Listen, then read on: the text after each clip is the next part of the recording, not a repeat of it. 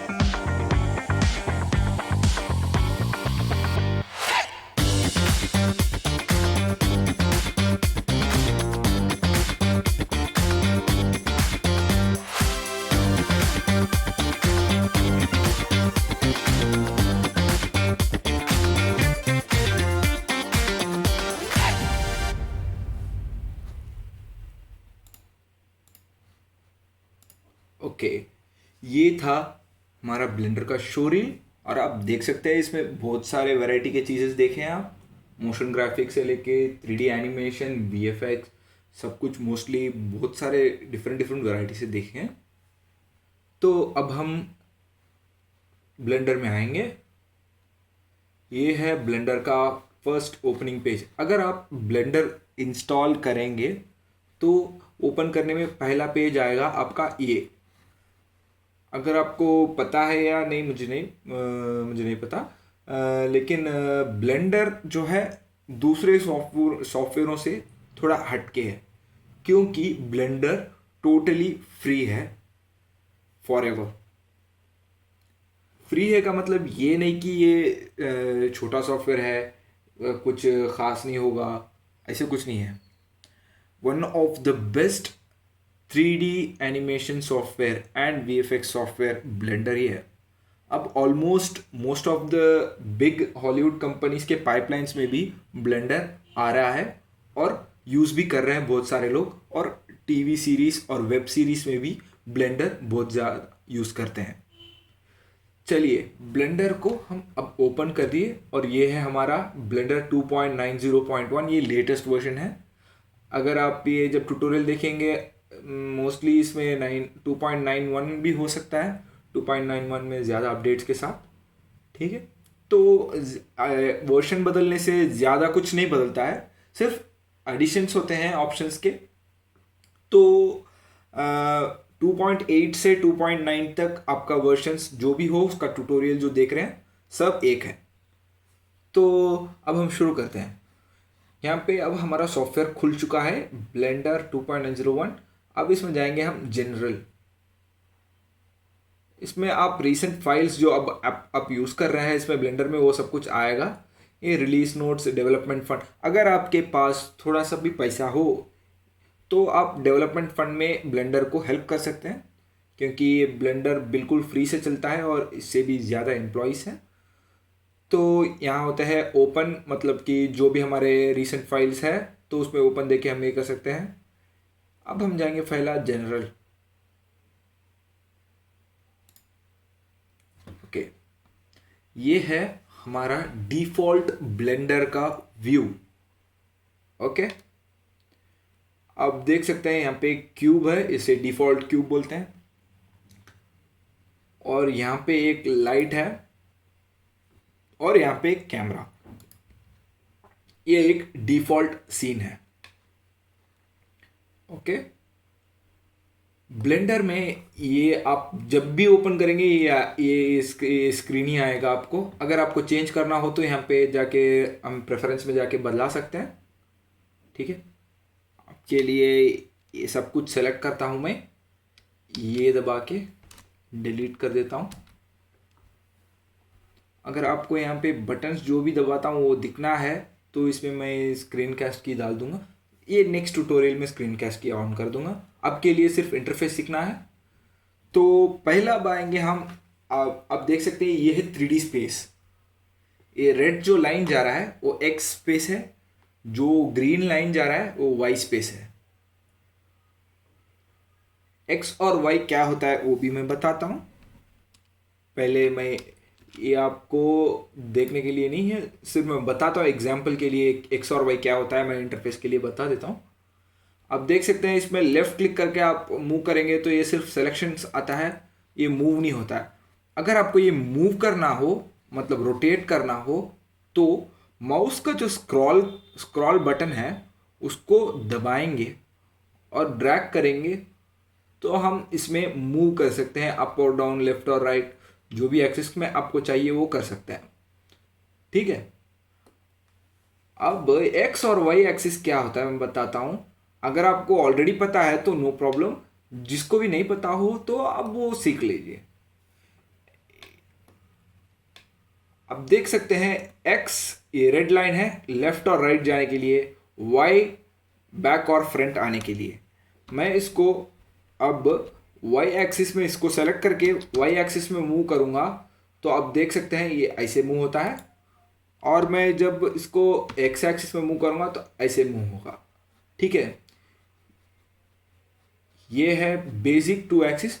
और एक एक्सिस है जेड एक्सिस, इसको हम सेलेक्ट करके जेड एक्सिस मतलब अप और डाउन, ब्लू कलर जो है वो जेड एक्सिस है। ठीक है, red X, green Y, blue colour जो है वाई जेड एक्सिस। तो ये 3 एक्सिस ही मिलकर इसको 3 डायमेंशनल बनाता है, इसीलिए इसका नाम 3D सॉफ्टवेयर है। ठीक है, मैं इसको वायर फ्रेम ऑफ कर देता हूँ। ओके, अब चलिए मैं ऊपर के जो ऑप्शन है वहाँ से शुरू करता हूँ। पहले जाएंगे हम यहाँ पे, ये ब्लेंडर में क्लिक करने से ब्लेंडर के वेबसाइट में चल जाएगा और आप वहाँ से जो भी करना है वो कर सकते हैं। फाइल में अगर आपको न्यू क्रिएट करना है तो आप यहाँ से जाके क्रिएट करेंगे। ठीक है, न्यू क्रिएट करना है जनरल 2D, मतलब मोस्टली जनरल यूज़ करेंगे तो ओके। ओपन, अगर आप फाइल ऑलरेडी यूज़ करें हैं उसको ओपन करना हो तो यहाँ पे क्लिक करके जाके अंदर सर्च करके आप चेक कर सकते हैं। इसमें डोंट सेव देता हूँ मैं, यहाँ पे जाके हम जो भी फाइल है उसको सेलेक्ट करके वो ओपन कर सकते हैं। और दूसरा ओपन रीसेंट, ओपन रीसेंट में हम जो भी प्रोजेक्ट हम रिसेंटली यूज़ कर रहे थे वो प्रोजेक्ट्स यहाँ पे दिखेंगे, तो हमको इजी होगा। अगर आपका प्रोजेक्ट्स 5 और 6 प्रोजेक्ट्स है तो वो आराम से आ जाएंगे, यहाँ पे जाके डायरेक्टली जाके क्लिक करके हम उठा सकते हैं वो इजी से। ठीक है, और ये रिकवर है, रिकवर लास्ट सेशन जब यूज़ होएगा तब आपका ब्लेंडर क्रैश होगा। Blender can easily crash when you do high load of work, so आप सेव करते रहना ज़रूरी है। इसके लिए हम यहाँ पे सेव देंगे, सेव दे के हम जो भी फोल्डर है यहाँ पे जाके हम हमारा नाम बदलाएंगे। इसका नाम रखता हूँ मैं ट्यूटोरियल, और सेव ब्लेंडर फाइल, जो भी जगह में होना है उस जगह में जाके सेव ब्लेंडर फाइल देने से वो सेव हो जाएगा। यहाँ पे सेव ट्यूटोरियल ब्लेंड ऐसे दिखाएगा। ओके, उसके बाद यहाँ नीचे देख सकते हैं ये सेवस अगर ऑप्शन आपको चेंज करना हो तो यहाँ पे जाके सेवस दे कर सकते हैं। ये सेव कॉपी, ये सेम फाइल का एक कॉपी बनाना है तो इस पर सेव कॉपी कर सकते हैं। लिंक हमको ज़्यादा ज़रूरत नहीं पड़ता है, अगर आपका ब्लेंडर फाइल हो, ज़्यादा फाइल्स हो तो इसमें देके हम लिंक कर सकते हैं। अपेंड, ये ऑप्शन है, ब्लेंड फाइल जो है वो हम इंपोर्ट नहीं कर सकते। जैसे कि हम आप देख सकते हैं बहुत सारे फॉर्मेट्स हैं 3D सॉफ्टवेयर, मतलब 3D सॉफ्टवेयर का 3D ऑब्जेक्ट का बहुत सारे फॉर्मेट्स होते हैं। मेन फॉर्मेट्स हैं वेवफ्रंट OBJ, FBX, और इसमें हम यूज़ करेंगे FBX और OBJ, उसके बाद कोलाडा DAE। ये 3 फॉर्मेट बहुत इंपॉर्टेंट है क्योंकि कोई भी सॉफ्टवेयर में कोई भी 3D सॉफ्टवेयर में ये 3 ऑप्शंस खुल सकते हैं विदाउट एनी एक्स्ट्रा प्लगइन्स। लेकिन जब ब्लेंडर का फाइल इंपोर्ट करना हो, ब्लेंडर का मॉडल डाउनलोड किया हो या ब्लेंडर का दूसरा फाइल दूसरा फाइल से आपको इंपोर्ट करना हो तो आप एक यूज़ कर सकते हैं, वो है अपेंड ऑप्शन। ये अपेंड देने से आपको ब्लेंडर के फाइल्स दिखते हैं और इसमें अंदर जाके हम डायरेक्टली हम इसमें से ब्लेंड फाइल हम काट सकते हैं। ठीक है, ओके। और इसमें अपेंड, अगर मैं इसको अपेंड दूंगा तो यहाँ पे उसका ये मतलब दिखाता हूँ। इसमें कलेक्शन, बहुत सारे ऑप्शन आते हैं, इसमें कलेक्शन जाना है। कलेक्शन ओपन करेंगे और ये कलेक्शन जो भी हमारा अंदर हम कलेक्शन रखें सेलेक्ट करेंगे। अब आप देख सकते हैं आपको कुछ नहीं दिख रहा है क्योंकि डिफ़ॉल्ट क्यूब के अंदर छपा हुआ है। मैं इसको डिलीट कर देता हूँ। आप देख सकते हैं मैं एक मॉडल पहले किया था, उसको अब मैं ब्लेंड फाइल जैसे अपेंड किया है।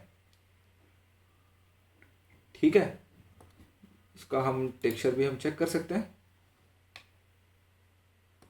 एक टनल है स्पेस ओडिसी का, तो इससे बाहर आ जाएंगे हम फिर से न्यू देके, जनरल डोंट सेव, ओके। और उसके बाद है ये डेटा प्रीव्यू। ये मोस्टली हम यूज़ नहीं करेंगे। अगर आपका ब्लेंडर बहुत स्लो हो रहा है तो रिफ्रेश देंगे इसमें जाके, वरना कुछ नहीं इसमें। ये इंपोर्ट ऑप्शन, ये है हमारे बाहर के जो भी हम मॉडल्स एनिमेशन जो भी इंपोर्ट करेंगे वो इसी से करेंगे। और करने के लिए हम मोस्टली आपको मिलेगा OBJ फॉर्मेट। आप स्केचफैब या TF3DM, टर्बोस्क्विड, जो भी आप 3D का वेबसाइट यूज़ कर रहे हैं वहाँ पे आपको OBJ ज़्यादा मिल जाएगा, OBJ और FBX मोस्टली आपको एनिमेशन के साथ वाला फाइल के साथ मिलेगा, तो वो भी ठीक फॉर्मेट है। लेकिन OBJ एक स्टैंडर्ड फॉर्मेट होता है। ठीक है, और इसमें हम बहुत सारे दूसरे फाइल्स भी यूज़ कर सकते हैं। और इमेजेस स्प्लेन, मतलब हम इमेज यहाँ पे एक इमेज को इंपोर्ट भी कर सकते हैं इसमें डायरेक्टली। और अब हम नेक्स्ट देखेंगे एक्सपोर्ट ऑप्शन। एक्सपोर्ट हम सेम वही ऑप्शन है, जो भी फॉर्मेट में हमको चाहिए वो फॉर्मेट में हम एक्सपोर्ट कर सकते हैं। OBJ, colada, DAE, Alembic, ABC, जो भी चाहिए हमको कर सकते हैं। एक्सटर्नल डेटा ये है, आप अगर ब्लेंडर को ये फाइल सब कुछ एक ब्लेंड फाइल में पैक करना चाहते हैं तो ऑटोमेटिकली पैक इनटू ब्लेंड दे देंगे। ठीक है, और ये है क्लीनअप देने से जो भी हम अनयूज्ड रखे हैं वो डेटा ब्लॉक्स क्लीन हो जाएंगे। ओके, ये डिफॉल्ट देने से सेव स्टार्टअप फाइल आ जाएगा और वापस फिर से फर्स्ट से आ जाएगा। और एक क्विट देने से सॉफ्टवेयर क्विट हो जाएगा। ओके, एडिट, ये जो भी है हमारा एडिट के ऑप्शंस, ये नॉर्मल ऑप्शंस है, कोई भी सॉफ्टवेयर में देख लो, अनडू, रिपीट लास्ट, ये ऑप्शंस होते हैं एडिट। इसमें हम जाएंगे नीचे प्रेफरेंसेस, यहाँ पे हमारा सॉफ्टवेयर जो भी है वो सेटअप करेंगे, वो नेक्स्ट इसमें देखेंगे। अब के लिए सिर्फ इंटरफेस चेक करेंगे। तो ये है रेंडर ऑप्शन। रेंडर का मतलब होता है एक्सपोर्ट करना, एक आउटपुट काटना होता है। ओके, मैं उसका एक एग्जांपल छोटा सा दिखाता हूँ क्या होता है। इसको कलर में थोड़ा ऑरेंजिश रखता हूँ, 1000 है, 5000 रखता हूँ इसका लाइट। आप देख सकते हैं यहाँ पे ये लाइट इसको रिएक्ट कर रहा है। ठीक है, अब मैं इसके कैमरा के अंदर जाता हूँ, कैमरा व्यू में आप देख सकते हैं वो लाइट रिएक्ट कर रहा है। इसको मैं रेंडर इमेज दूंगा तो ये रेंडर करके एक इमेज जैसे मुझे आउटपुट काट के दे देगा। ठीक है, उसके बाद मैं इसको सेव करना है नहीं करना है वो करके रख सकता हूँ। तो ये है वो रेंडर ऑप्शन। अगर आपको फुल्ली एक वीडियो जैसे काटना है तो रेंडर एनिमेशन ऑप्शन सेलेक्ट करेंगे। अगर आपको रेंडर व्यू करना है, क्लोज कर दिए है, तो व्यू रेंडर देने से वापस वो रेंडर आ जाएगा। तो वो है रेंडर ऑप्शंस। विंडोज हमको हेल्प ज़रूरत नहीं पड़ेगी। हेल्प अगर होना हो तो ब्लेंडर के मैनुअल्स में डायरेक्टली अंदर जाके पढ़ सकते हैं। मैं रीडिंग टाइप नहीं हूँ तो इसलिए मुझे रीडिंग सेट नहीं हुई। ठीक है, ब्लेंडर हम किस किस चीज़ों के लिए यूज़ कर सकते हैं मैं आप बताता हूँ, और आपको एक ऊपर से जो भी है वो सब कुछ मैं बताता हूँ क्या होता है। ये लेआउट है नॉर्मल, हम जो भी करना चाहते हैं। ये जनरल है, इसमें कुछ भी कर सकते हैं।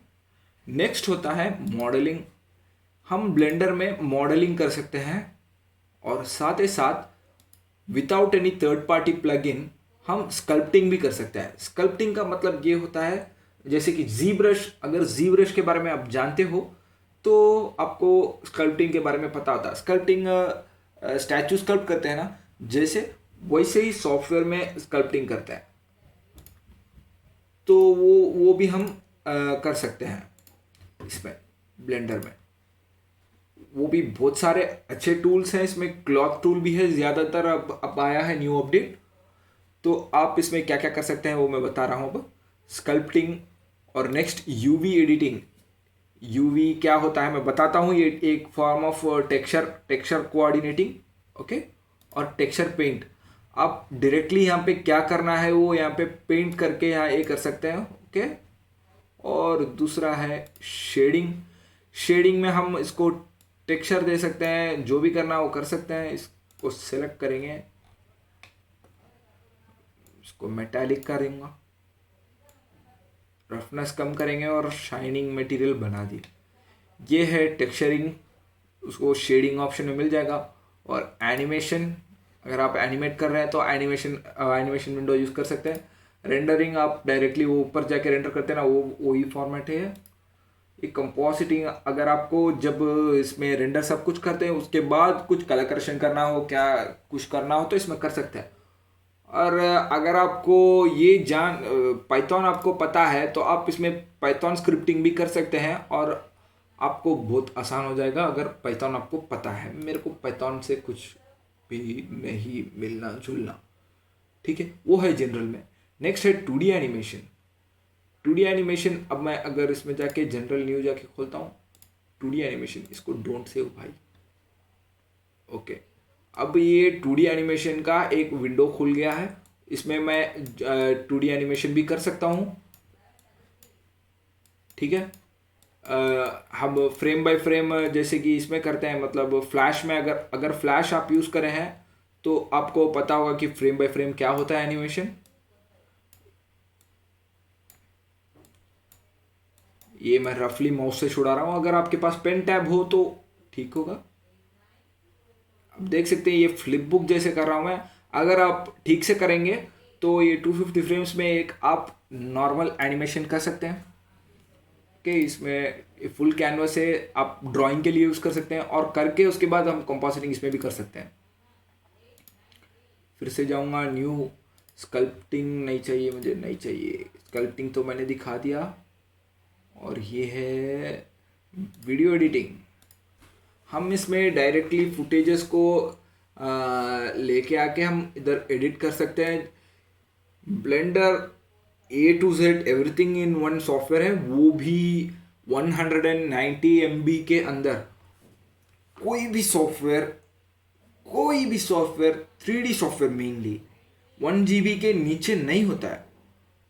अगर 3ds Max या माया जो भी यूज़ करेंगे वो बिल्कुल 8 GB 6 GB ऐसा होगा, और उसमें फीचर्स भी कम ही होगा लेकिन ज़्यादा कॉस्ट भी होता है।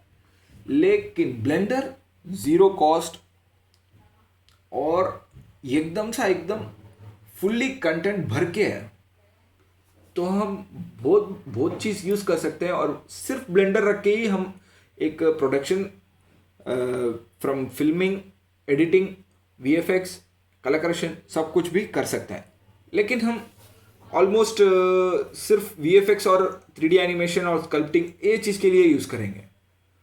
इसके बाद है VFX में हम ट्रैकिंग कर सकते हैं, इसमें मास्किंग कर सकते हैं, कंपोजिटिंग कर सकते हैं, रेंडरिंग कर सकते हैं। मोशन ट्रैकिंग ब्लेंडर का बहुत अच्छा है। पहले जैसा नहीं है, जैसे पुराने सॉफ्टवेयर में होते हैं वैसे नहीं है, लेकिन ये बहुत अच्छा ही है। तो अगर आपको मोशन ट्रैक करना है इसमें डायरेक्टली इसमें आके कर सकते हैं। आप जनरल में भी कर सकते हैं, यहाँ पे प्लस देके इसमें VFX आके आपको मोशन ट्रैकिंग का ये चाहिए तो मोशन ट्रैकिंग डाल सकते हैं आप। यहाँ पे हम इमेज जाके हम वीडियो, कोई भी है वीडियो तो ओपन कर सकते हैं। हमारे वीडियोस जो भी है वो चाहिए तो वो ओपन करके वो वहाँ जाएगा, ठीक है। तो हम इसके बाद देखेंगे, फिर से लेआउट जा रहा हूँ। अब देखेंगे हम ये ऑब्जेक्ट मोड क्या है, और ये ऑप्शंस क्या है, और ये ऑप्शन क्या है। ये नेविगेशन ऑब्जेक्ट्स हैं, ठीक है। अगर आपका ये ऑब्जेक्ट को मूव करना है तो आप ये मूव सेलेक्ट करके ऐसे मूव कर सकते हैं। लेकिन आप जितना जितना ब्लेंडर के शॉर्टकट्स जानेंगे उतना ठीक होगा आपको और उतना फास्ट होगा। ये रोटेशन ऑप्शन है, ये सेलेक्ट करके आप रोटेट कर सकते हैं, ठीक है।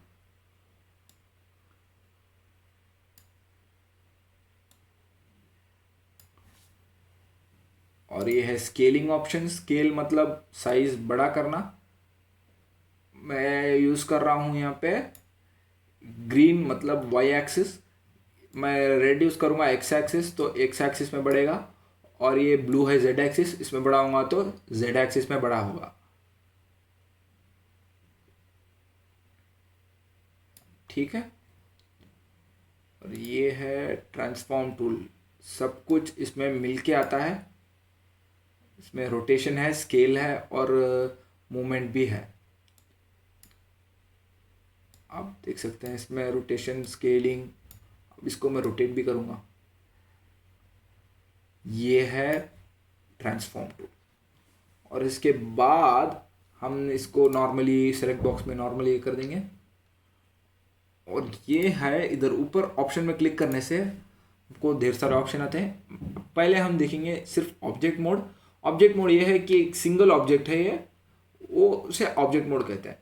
अब इसको एडिट मोड में डालूंगा तो आप देख सकते हैं यहाँ पे डॉट्स दिख रहे हैं। ये जो डॉट्स दिख रहे हैं आपको, इसका नाम है वर्टेक्स। ये जो भी है ये वर्टेक्स है, ओके। ये वर्टेक्स को हम सेलेक्ट करके अगर मूव करेंगे तो हम जो भी करना है वो कर सकते हैं, ओके। और दूसरा ऑप्शन है एज। एज मतलब ये जो लाइन जो जा रहा है उसको सेलेक्ट करूंगा, ये एज है। एक एज सेलेक्ट करके अब मैं इसको ट्रायंगल बना दिया, एक चीज केक बन गया। और ये है फेस ऑप्शन। ये तीनवां जो ऑप्शन है फेस। फेस का मतलब ये होता है, एज और वर्टिसेस नहीं होता, एक सॉलिड फेस, मतलब एक सॉलिड साइड को फेस बोलता है। जैसे कि ये साइड का जो ऑप्शन है ये एक फेस है, और ये सिलेक्ट करूंगा तो ये एक फेस है। इसमें मैं एक्सट्रूड करके, मैं छोटा करके, मैं जो भी करना चाहूंगा कर सकता हूँ। एक फेस सिलेक्शन है ये सब कुछ,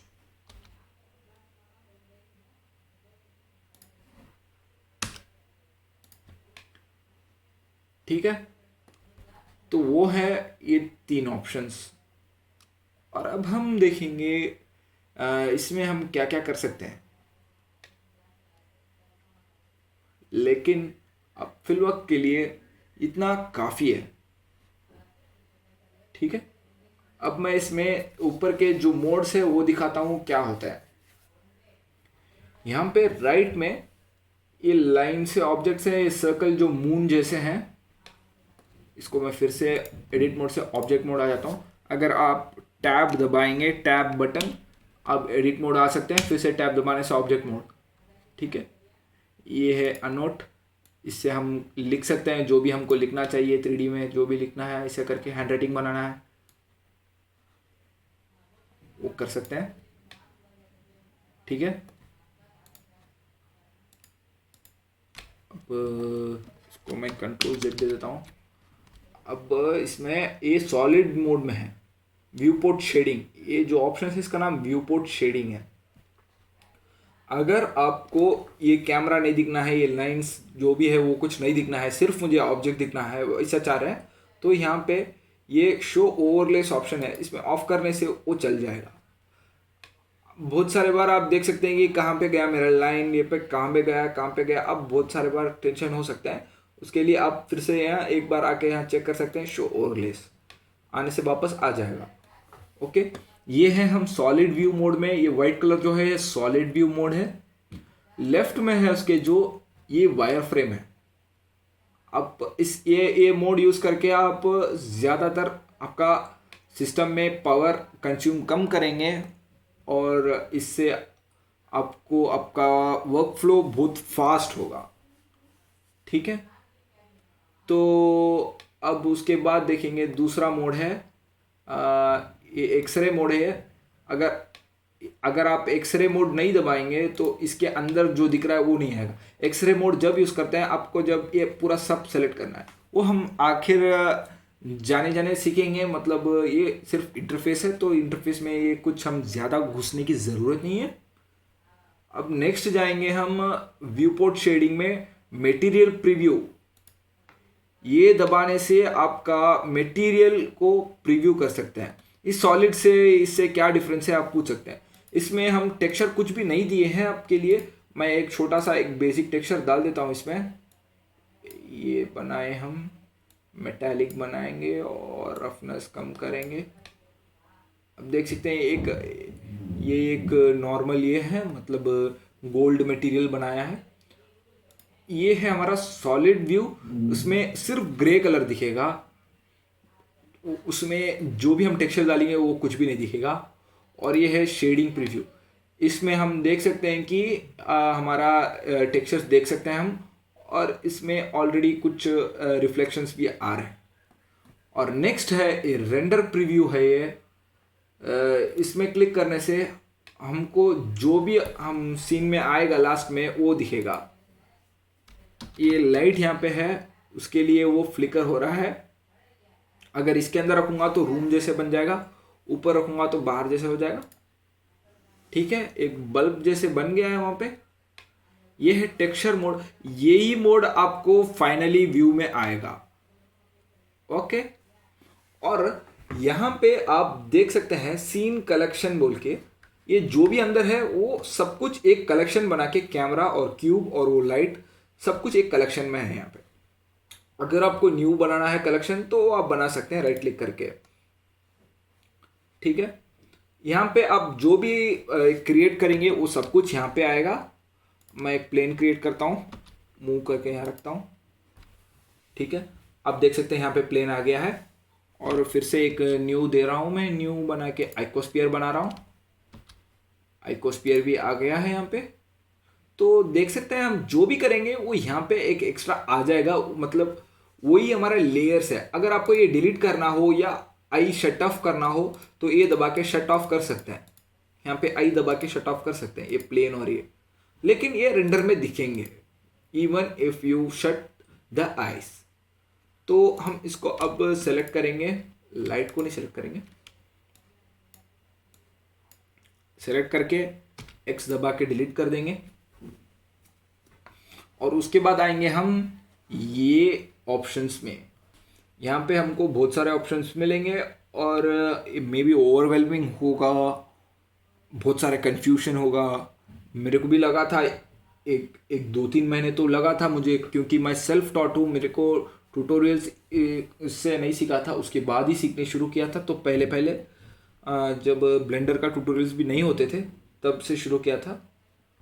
तो आप यहाँ पे देख सकते हैं ये ऑप्शन एक्टिव टूल है, मतलब सेलेक्ट बॉक्स ऑरिजिन, ये जो करना है वो करना है। ऑलमोस्ट 99.9% ये आप यूज़ नहीं करेंगे ये ऑप्शन, ये जो टॉप का। और उसके नीचे है रेंडर प्रॉपर्टीज। यहाँ पे हम देख सकते हैं ये जो भी हमारा ये रेंडर है उसका क्वालिटी हम चेंज कर सकते हैं। ये व्यू पोर्ट में जाके मैं इसका क्वालिटी बढ़ाऊंगा तो इसका क्वालिटी बढ़ जाएगा। डीनॉइसिंग देने से व्यू पोर्ट में डीनॉइस होता है, मतलब नॉइस का कैंसलेशन हो जाता है। ये एम्बियंट अक्लूशन, ये दबाऊंगा तो आप देख सकते हैं यहाँ पे एम्बियंट अक्लूशन आ रहा है। एम्बियंट अक्लूशन का मतलब ये होता है शैडोस नहीं होता है एम्बियंट अक्लूशन। शैडोस और हमारे बॉडी पार्ट के बीच में, अब जब हम पैर नीचे रखेंगे तो आप देख सकते हैं हमारा शैडो आएगा, लेकिन शैडो और हमारे बॉडी के बीच में एक ज़्यादा से ज़्यादा डार्क कलर होगा, वो है एम्बियंट अक्लूशन, जैसे कि ये। ठीक है, इसको मैं ऑफ करके दिखाता हूँ। ये होता है एम्बियंट अक्लूशन।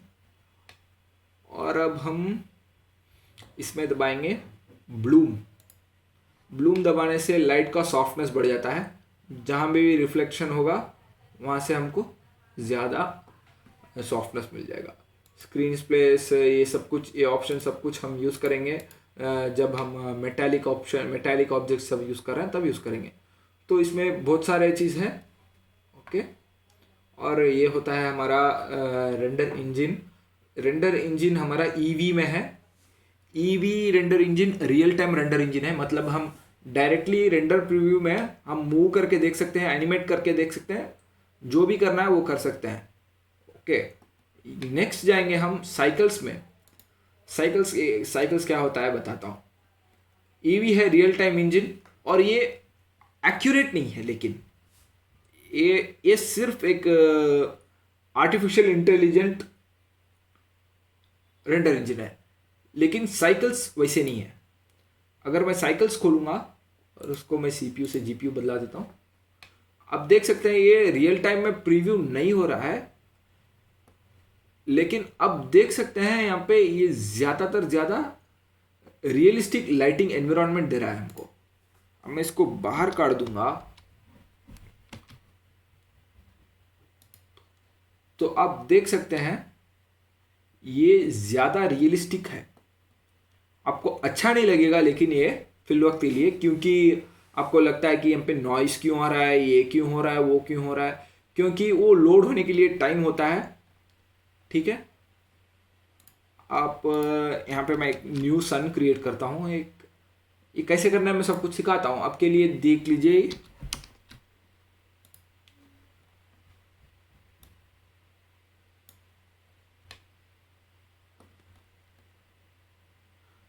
देख सकते हैं ये रियल टाइम में जो लाइट पड़ रहा है उसको लेके रिफ्लेक्शन, मतलब सब कुछ कैलकुलेट करता है। एक एक फ्रेम में भी वो हम कितना है सेलेक्ट कर रहे हैं व्यू पोर्ट में 32 टाइम्स वो अंदर जाके सर्च करता है, कुछ रिफ्लेक्शन है या कुछ अब्जॉर्प्शन है, सब कुछ चेक करता है।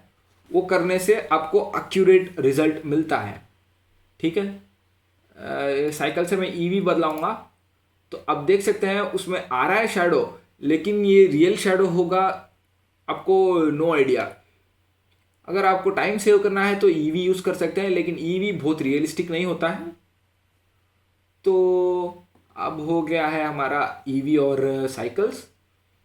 नेक्स्ट जाएंगे आउटपुट प्रॉपर्टीज।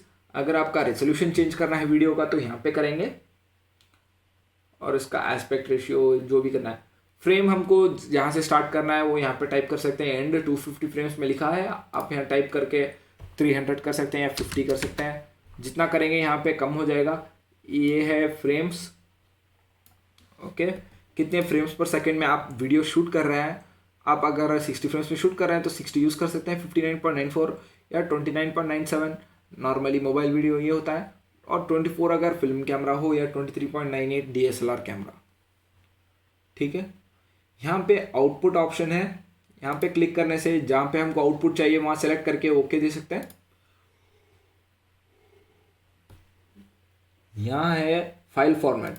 मोस्टली हम PNG निकालेंगे क्योंकि PNG ठीक ठाक है, okay good format. Video format में निकालेंगे नहीं अगर आप एनिमेशन करेंगे भी तो, क्योंकि अगर आप देख सकते हैं कि आफ्टर इफेक्ट्स या प्रीमियर जो भी यूज़ कर रहे हैं, आप अगर वीडियो को रेंडर डालेंगे, अगर वो वीडियो है एक 1 आवर या 2 आवर का रेंडर, वो एक्सपोर्ट हो रहा है और 98% में जाके स्ट्रक हो गया और क्रैश भी हो गया, तो आपको वो वीडियो नहीं चलेगा, क्योंकि वो एक क्रैश्ड वीडियो है, वो सिर्फ स्पेस पकड़ेगा, प्ले नहीं होगा। अगर आप इमेजेस सीक्वेंस जैसे बना के आप यूज़ करेंगे, अगर आपका आप 50 फ्रेम्स रख लो, ये इसमें हम इधर 48 में आके क्रैश हो गया, तो आप फिर से 48 से 50 तक सिर्फ 2 फ्रेम्स एक्स्ट्रा काट के आप टाइम बचा सकते हैं, और ये बहुत ही बेस्ट और बेटर वे है। ठीक है, तो यहाँ पे जाके हम कंप्रेशन बढ़ाएंगे, कम करेंगे तो साइज छोटा होगा PNG इमेज का। अगर आपको बेस्ट से बेस्ट इमेज चाहिए तो EXR यूज़ करना है, ओपन EXR मल्टी लेयर। ये आपको मल्टी लेयर रेंडरिंग के लिए यूज़ होगा। JPEG भी ठीक है, लेकिन JPEG के बारे में आपको पता है बहुत कम होता है साइज, और इट्स नॉट सो गुड। और नेक्स्ट है व्यू लेयर। ये अगर आप रेंडर लेयर बाई कर रहे हैं तो आपको ये यूज़ होगा। ठीक है, ये है सीन। इसमें हम ग्रेविटी बदला सकते हैं, रिजिड बॉडी वर्ल्ड जो भी है हमारा वो चेंज कर सकते हैं। मैं रिजिड बॉडी वर्ल्ड के टाइम में सिखाता हूँ, सिर्फ बता देता हूँ। और ये है वर्ल्ड। अगर आपको वर्ल्ड क्या हो तो मैं बताता हूँ। ये वर्ल्ड जो है, हम एनवायरनमेंट मैप है ये।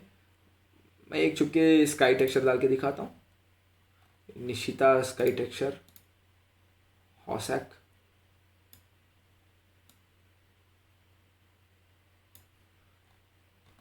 ओके, ये एक स्काई टेक्सचर है, बेसिक स्काई टेक्सचर। इसमें प्रीतम दूसरा भी है। ये इंडियन नेम्स में दिया है क्योंकि इसके डेवलपर्स इंडियंस हैं, तो हमको ये ऐसे ठीक लग रहा है, ठीक ठाक। और उसके बाद जाएंगे हम इसमें वॉल्यूम, सन पोजीशन, जो भी करना है वो करना है। उसके बाद जाते हैं, ये ऑब्जेक्ट है, ये ऑब्जेक्ट प्रॉपर्टीज। इसमें जाके हम ऑब्जेक्ट का ट्रांसफॉर्मेशन हम छोटा बड़ा कर सकते हैं। इसको जाके हम इसको रोटेट करना है, यहाँ पे डायरेक्टली करना हो तो यहाँ पे भी कर सकते हैं। इसको स्केल, मूविंग, जो भी करना है वो कर सकते हैं।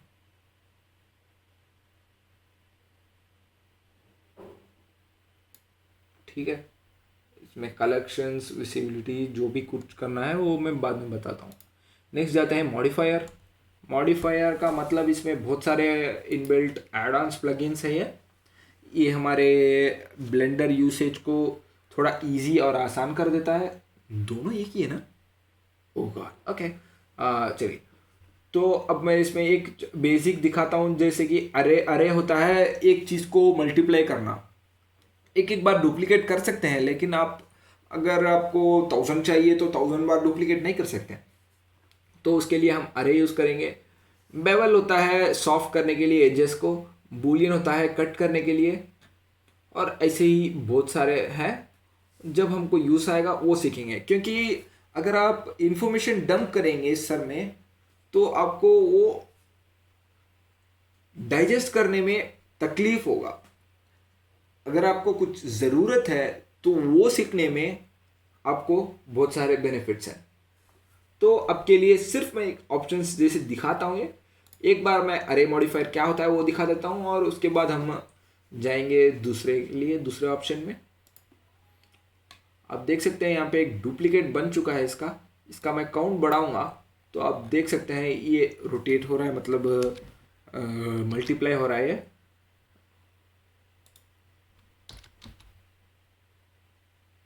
इसको खड़ा के मैं एक टावर बना दिया भाई। एक रैंडम ऑब्जेक्ट था, लेकिन उससे भी हम कुछ कर रहे हैं। ठीक है, ये है अरे मॉडिफायर। और इसमें हम ऑफसेट बदला सकते हैं, लेफ्ट और राइट, जो भी करना है। दूरी करना है तो दूर करेंगे।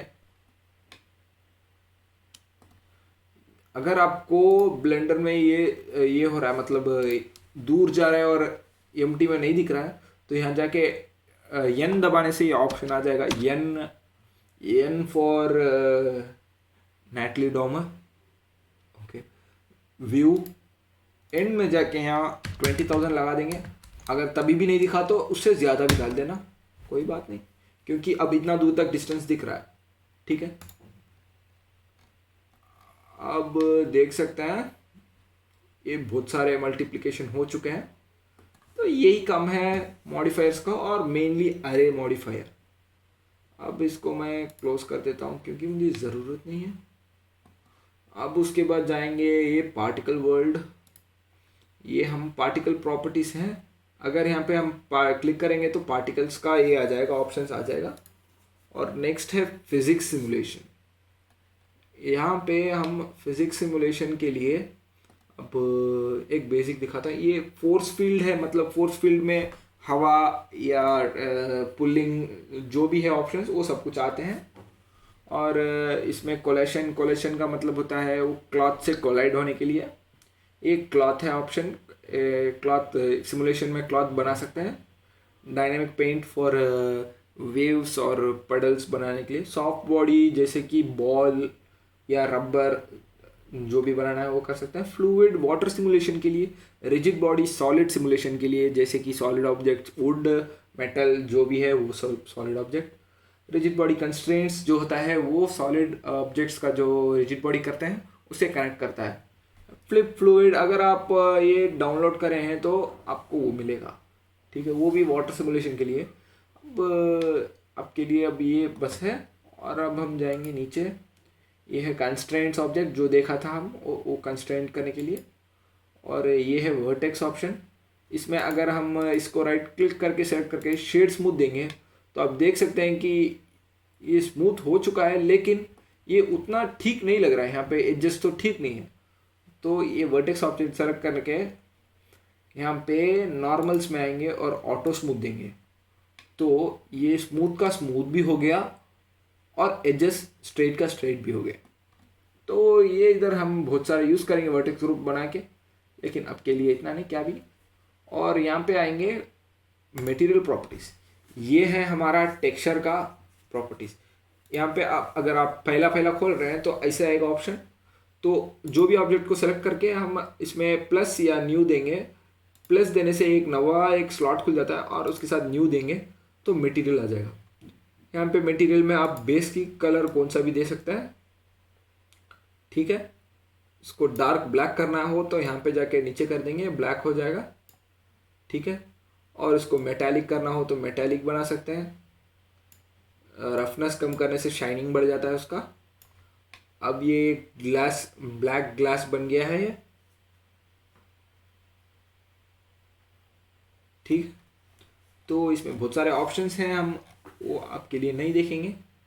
ये ऑप्शन है ब्रश के लिए, अगर आप डायनामिक ब्रश यूज़ कर रहे हैं तो आपके लिए सिर्फ इतना ही। और हम नेक्स्ट ट्यूटोरियल में मीट करेंगे। बाय।